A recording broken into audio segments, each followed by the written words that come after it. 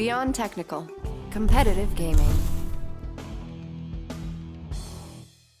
Alright everybody, welcome back to another episode of Beyond Technical. Today what we're going to be doing is we've covered the World of Tanks basics in the primer. If you haven't seen that, check out the link below that's going to guide you back to that one. It gives you the basics of what's going on this screen, this boring, number-filled Excel chart of a game screen. Now, what I thought we should get into is the cool part, which is the gameplay itself. Because as a new player, everybody's always telling me like, oh, this is so frustrating, or oh, I can't get anywhere, and blah, blah, blah. And they get really pissed off when they can't kill everybody, or like they just tink shots. Now, it's gonna happen. You're gonna have games where you fight a tier 2 or a tier 7 and you're a tier 4 and you just can't really do anything, and that sucks. You just gotta deal with it. But I thought we should hop into a game and I'll give you guys a few quick pointers. I might just get obliterated, but we'll still see if I can't give you at least something to go off of to try and help you guys get started. Now, first off, I've got a few mods installed, so it's going to look a little bit different on my game than yours. Basically, the nicest part about these mods is that it helps you identify the tanks. So I will show you a very quick, cool tip. You're going to go to Settings, you're going to go to Marker, and you're going to turn on all these nice things called like Vehicle Icon, Vehicle Tier, and things like that. There is a default that looks a little bit different than mine, but it's still going to give you the default game's position of doing that. You can go and find mods all over online. They're very easy to install in this game. Just drag and drop it into a folder. So don't worry about that. If it doesn't look exactly the same, you'll get the very similar idea, and you'll just get used to the way it looks. This actually took me a bit to adjust to. So, as you can see in this game, the nice thing with this mod is that it shows you the tier and the name of the tank. So it helps you learn the tanks a lot faster. There are a lot of tanks in World of Tanks. There's so many it takes forever to learn. I still don't even know most of them, but you start to get to know the really overpowered ones pretty quickly. Now, we've got two options on this mini-map down here, right? We can go a control to grab your mouse, by the way, and then you can click on the mini-map to ping. So let's ping over here, just give an idea. So you can go up north or you can go down southeast. So I'm thinking up north looks a little bit safer for me. Now their team, the initial assessment that I make when I play a World Tanks match is their team has a lot of tier 6s, two heavy tanks, 3 medium tanks, a lot of tank destroyers. They pretty much don't have actually a single light tank. So that means that I don't really have an advantage on anybody that I'm fighting. This means that I want to be very careful with my fights. I want to be kind of an annoying poker, because when you're the lowest tier in the game, or you're one of the lowest tiers, there's tier 3 artillery, but artillery can kind of hit anybody. You're going to want to kind of play it very safe. So you kind of want to let your teammates go in first. AFKing or idling in the beginning isn't really a bad strategy. Maybe push some people around and try to be very safe about your movements. Now, the other thing you should know is when you queue up, there is 2 reasons that you might seem like you're always the low tier. What's up with that, right? So one of those is that if you're a light tank or artillery, you're often considered a higher tier tank than you actually are, or you're capable of fighting the higher tier tanks, which is true, because a lighter tier tank can scout higher tier tanks, and an artillery can shoot higher tier tanks from further away. Medium tanks, like a level 4 medium, I really don't stand a chance against most of these tanks. That guy has 750 health compared to my 320. There's no way I am beating him. Plus he has better armor and a better gun, and probably better engine, everything. Like, it's just really, really unfair.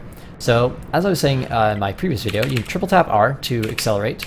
You can hold down S to move backwards, and other than that, you can rotate your turret. If you right click, you will rotate your camera without rotating your turret. So that can be handy if you know you're going to be able to, or need to shoot in that direction sometime soon, and you don't want to wait for this full turret rotation, which actually takes quite a while to go all the way around. Alright, so the reason that I'm just kind of camping over here is because I have these 2 teammates kind of guarding me and providing protection across this line. Now, World Tanks is a very strategic game, which actually makes me a little bit bad at it, because I like to be an aggressive player, and aggressive players don't always do so well in a tank game. Oh, there, I'm getting hit. See? As I said, I'm not really sitting behind very good cover. I'm in a very risky spot. So usually you don't get one shot. It is possible, but it's not a regular occurrence. And if you've got some cover, you should be relatively safe. Now, they're going to shoot at me first. That's the other thing to realize. When you're the low, easy target, you're going to die first. So, be careful. You want to try and play, again, it's very tactical and very slow. The game is really, honestly, I find kind of dull in the very beginning until you get to the higher tier tanks, or unless you're one of the tanks that can compete. Because right now, they have all tier 4s, or tier 6s and 5s over here. I'm a tier 4, and I'm a lighter tank than they are. So I really can't do much in this fight. So what I tend to do in this position, either A, suicide and go play another tank, because sometimes you get in a match where there's nothing left that you can do, except maybe cap the base. It's kind of a bad attitude, I suppose, but, you know, what do you do? Or, I try to get out of here. These two guys are clearly going to die. They are getting swarmed by people, so I can help them a little bit by popping off some... See, this is what I'm talking about, where you just want to be kind of an annoyance. But, see, I'm doing 65 damage to this guy with 600 health. And if he turns and shoots me, I'm going to die. So I need to duck back as his turret swivel towards me. But I did give my teammates over there a little bit of help in keeping one of these tanks busy. So now he wants to shoot me, but if he starts rolling towards me, I can just kind of roll away, which is probably what's going to happen. Yep, he's going to try and come towards me. I'm going to create some more distance because I don't want to get picked off by this heavy tank. One shot will easily kill me from this KV-1S. It's a very, very strong heavy tank. And it has what a lot of people refer to as a derp gun, which is derpy because you just kind of derp, fire off a shot, and get a one-shot kill. A lot of tanks have these at low tiers. Higher tier tanks generally can survive a little longer. You see his turret's turned back this way. Gotta be careful. There, he's looking away from me. Oh, I was hoping that would get him. So if he looks away, I can take some pot shots. If he comes at me, I'm kind of stuck now because he's going to be able to pick me off as he rounds this corner. So my best bet is to hope either A, artillery picks him off, or I can get this quick kill here. Bang! So that's a tier 6 that just lost to a tier 4, simply because of your tactical positioning. There you go. Look at that. We actually just won the game.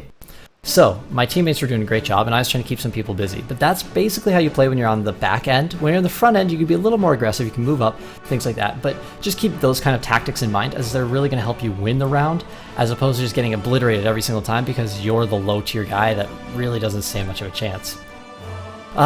Quickly, I guess we'll go over this as well because it's kind of important. You can see all the scores, the damage output, things like that. They're kind of nice to see some stats. You're gonna have, if you have your auto repair and ammo supply checked off, then it will automatically take that money away. So here's what you got for the battle, and here's how much you actually made that will go into your account up here.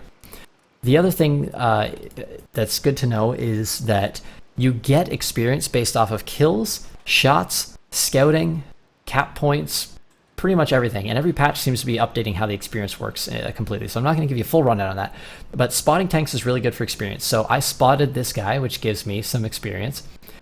This guy, I spotted him, and because he was spotted, my allies shot him, which helped get some damage in on him, and I hit him 3 times for 186, so even though he's a much higher tier than me, he got outplayed pretty hard. So that's how you're going to build up your experience. You will get, on a bad game, you might earn 30. If you have a good game, you'll earn 1,000. Or more. You can go even higher than that, but like a good game is about 1,000 XP. So that gives you an idea of how much experience can be earned when you're having a good roll or when you're playing the game properly and well. So hope that helps you guys, gives you a little bit of a beginner's opening to the game, and just it's pretty fun. Play it out, but you're gonna have to learn where to go and how to hide behind things and how to get around people. Shooting them in the back is really good for damage, so that's what I was trying to pick off that guy when he was turned sideways. You don't want to give people anything but the strongest part of your tank. Sometimes that's the front, sometimes it's the front angled. Usually it's somewhere in the front, and so try and keep yourself safe, blow them up, and good luck.